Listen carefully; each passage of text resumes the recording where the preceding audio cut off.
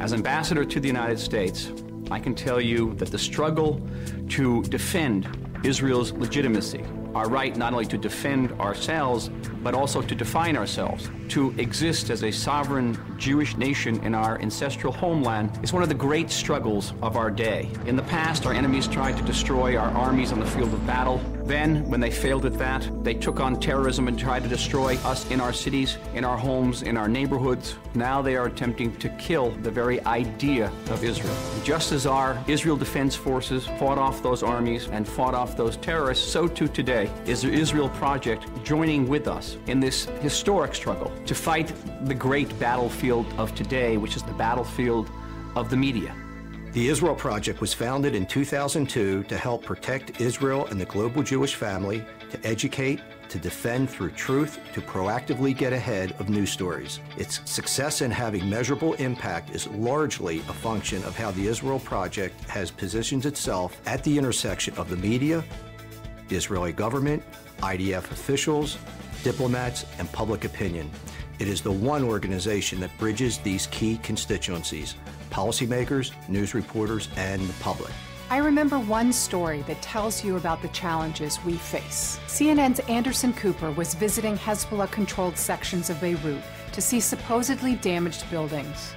Instead, because of our work and that of others, he showed the real facts. They said you can talk to the ambulance drivers, and then one by one they told the ambulances to turn on their sirens and to zoom off. And people taking that picture, would be reporting, I guess, the idea that, these ambulances were zooming off to treat civilian casualties, when in fact, these ambulances were literally going back and forth down the street. It's a small example of the deceptive practices that the terrorist groups that want to destroy Israel resort to. And a small example of the kind of success we work around the clock to achieve. We need to get facts and visuals to reporters before they do their stories so that they can get the story right. We host media events. We disseminate critical facts to thousands of journalists and leaders via email, Facebook, Twitter, and more.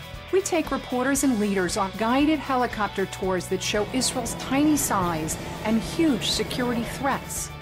When the truth is known, people are more supportive of Israel and policies that make Israel safer. We translate critical information into numerous languages for reporters in countries where support for Israel is increasingly important. The disadvantage for the foreign journalists coming here is sometimes they come here for maybe 2 years. I think sometimes it takes you 2 years just to get oriented to the whole situation. If you're coming in and don't know the backgrounds of the situation, it can be a difficult story to report on.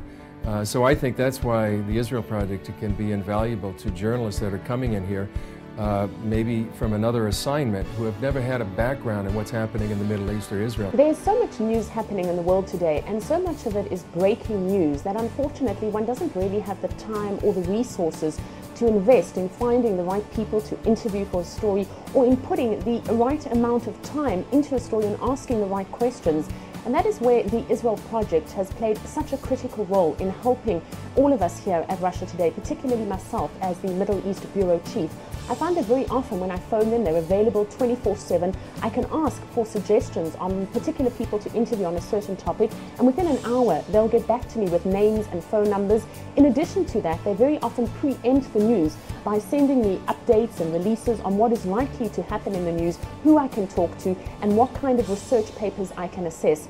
Sometimes what we do is big, but sometimes being proactive means looking for opportunities to make the case for Israel in subtler but important ways. Most of the world understands the significance of the death of terrorist mastermind Osama bin Laden. We disseminated to policymakers and the press the fact that Hamas condemned the killing and called bin Laden a, quote, holy warrior.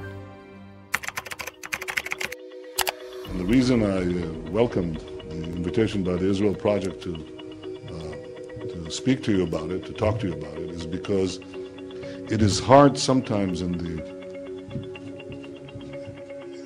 the daily flow of events to understand that something truly of historic proportion is taking place. We need good press about Israel science, Israel's development. I have personally been quite impressed with the work they've been able to do on polling and on focus group studies here in the region. It helps us better understand attitudes of the people in the region about the very issues on which Mr. Blair and I, as well as the staff here, work.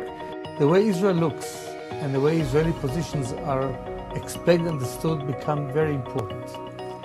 In that respect, Israel Project does a great job. I think it's certainly very important to get accurate and timely information, as I do on a regular basis in my own office, to make sure that you can sway public opinion in a positive manner by just dealing with the facts. We need to bridge the gap between Israel, our values, what Israel means to us, and the image of Israel all over the world. What Israel Project is doing is trying, together with us, to bridge this gap. It's not an easy task, but together we can meet this challenge. I would just say that the Israel Project is an effort to make certain that the truth is told, not just in the United States, but worldwide. And it seemed intuitive to me that there had to be somebody that was doing this work well. We are on the forefront of the fight against anti-Semitism on a global basis. Billions of people around the world learn about Israel through the press.